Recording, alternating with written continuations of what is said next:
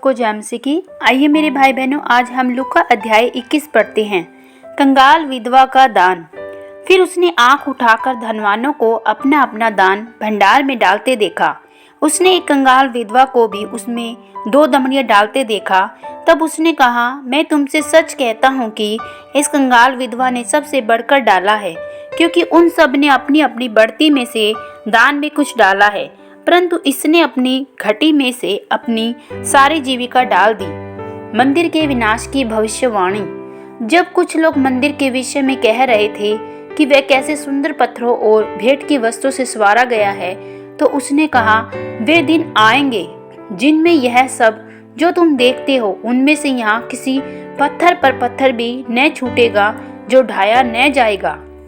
संकट और क्लेश। उन्होंने उससे पूछा, हे गुरु, यह सब कब होगा और ये बातें जब पूरी होने पर होगी तो उस समय का क्या चिन्ह होगा?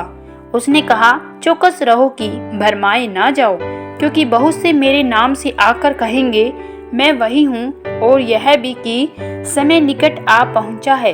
तुम उनके पीछे न चले जाना। जब तुम लड़ाइयाँ और बलवों की चर्चा सुनो तो घबरा ना जाना, क्योंकि इनका पहले होना अवश्य है, परंतु इस समय तुरंत अंत ना होगा।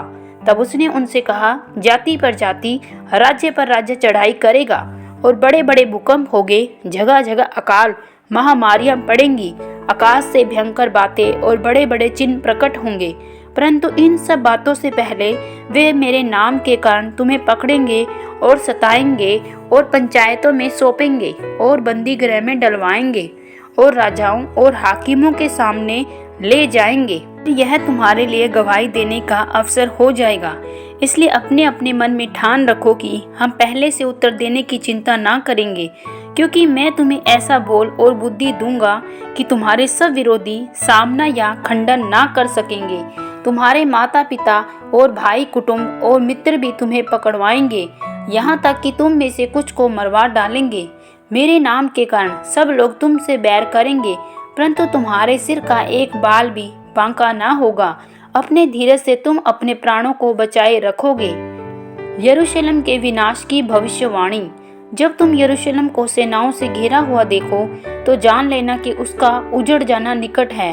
तब जो यहूदियों में हो वे पहाड़ों पर भाग जाएं, जो यरूशलेम के भीतर हो वे बाहर निकल जाएं, जो गांव में हो उसमें न जाएं, क्योंकि यह बदला लेने के ऐसे दिन होंगे जिनमें लिखी हुई सब बातें पूरी हो जाएंगी।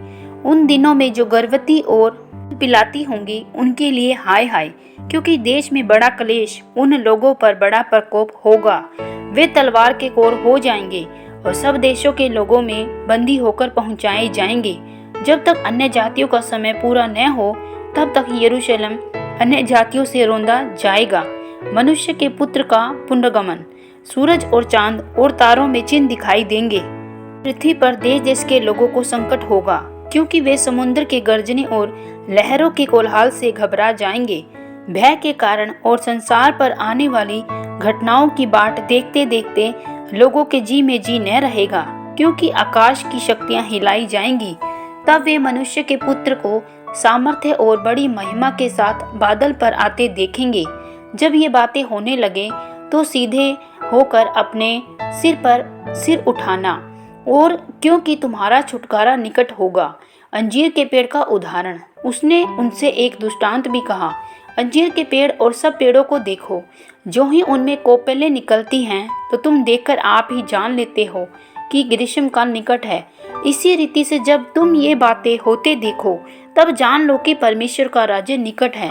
मैं तुमसे सच कहता हूँ, जब तक ये सब बातें न हो ले तब तक इस पीढ़ी का कदापि अंत न होगा। आकाश और पृथ्वी टल जाएंगे, परंतु मेरी बातें कभी ना टलेंगी।